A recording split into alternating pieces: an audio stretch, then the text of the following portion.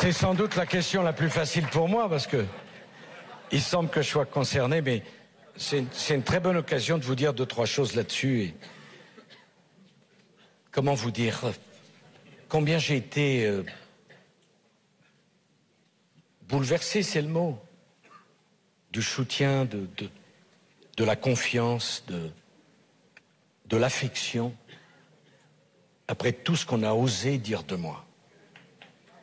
Je vais rentrer dans le détail, parce que je veux pas me plaindre, j'ai pas le droit, j'ai une trop belle vie, il y a trop de souffrance dans notre pays, et je suis trop privilégié. Mais je veux quand même raconter les choses. Naturellement, ancien président, je ne suis pas au-dessus des lois. D'ailleurs, qui peut penser? Mais j'ai pas l'intention d'accepter d'être en dessous.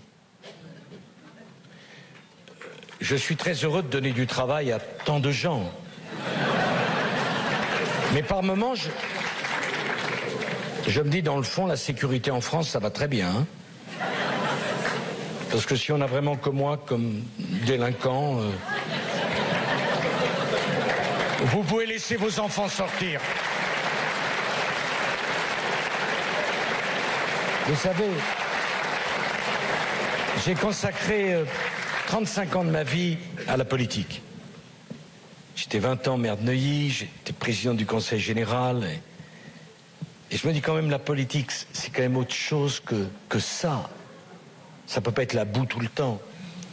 En pleine campagne présidentielle, voilà qu'on explique à tous les Français que j'aurais abusé d'une vieille dame. 22 heures d'interrogatoire et de confrontation.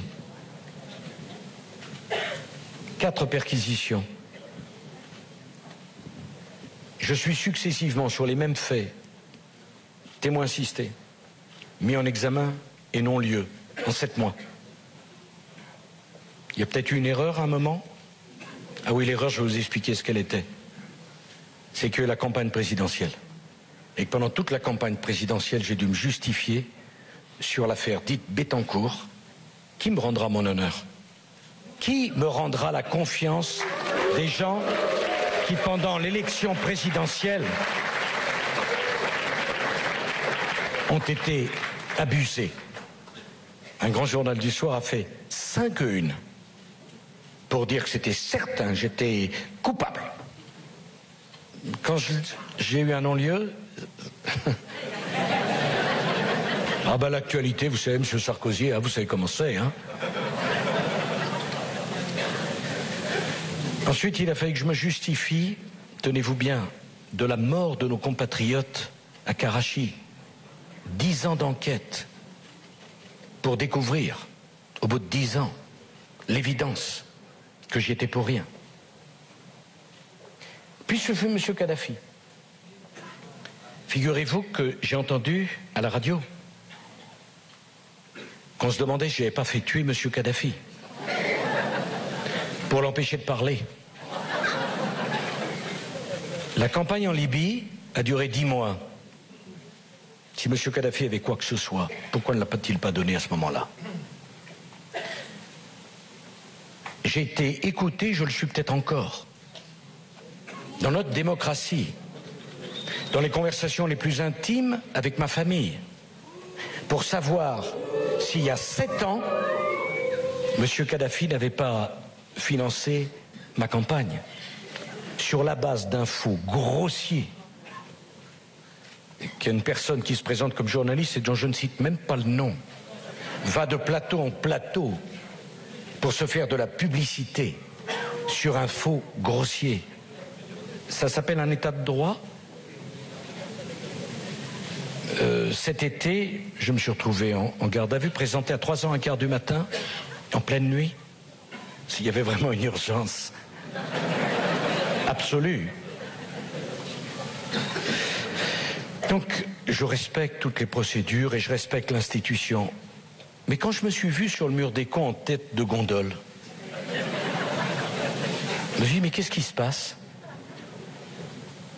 Qui parmi vous aimerait être jugé par quelqu'un qui est membre du syndicat qui m'a mis en tête de gondole du mur des cons? Qui aimerait ça? Qui souhaiterait? On parlait tout à l'heure de M. Poutine ou d'un autre. Imaginez que ce que je raconte se passe dans un autre pays. Qu'est-ce qu'on dirait? Non, attends, pardon. Imaginez que cela se passe alors que j'étais président de la République et que le chef de l'opposition ou un responsable de l'opposition se trouverait écouté. Mais vous voyez déjà les manifestations dans la rue? Vous voyez tout cela? Donc, tout ceci, on va le régler calmement, y compris les histoires Pygmalion. Parce que quand même, mes chers amis, ma campagne, c'est 22 millions d'euros de budget. Des mois d'enquête du Conseil constitutionnel, des mois d'enquête de la Commission des comptes de campagne, et ils découvrent qu'on a dépensé 400 000 euros de trop. Parfait. Moyennant quoi, on rembourse tout le monde, sauf moi.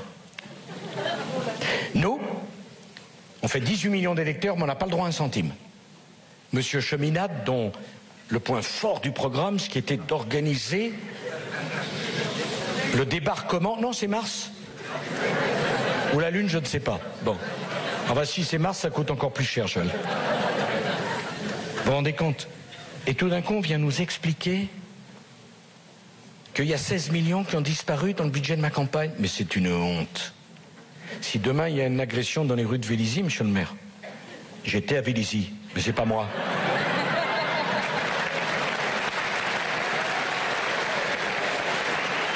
Je vais vous dire une chose, pour terminer. Je ne me plains pas. Je continuerai à répondre à tout. Mais ça a beaucoup renforcé ma détermination. Parce que je n'aime pas l'injustice. Je n'aime pas le mensonge. Et si on voulait que je reste tranquille dans mon coin, fallait pas agir comme ça.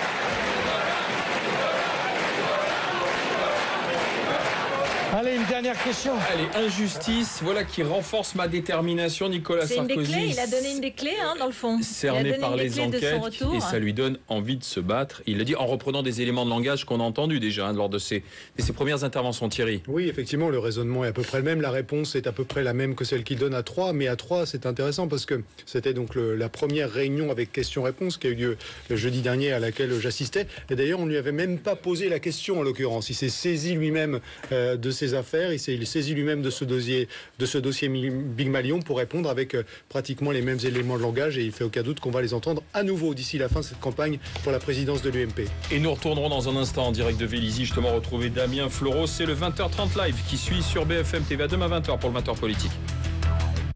Votre rendez-vous demain à 8h30, c'est Bourdin Direct. Je recevrai Arnaud Montebourg.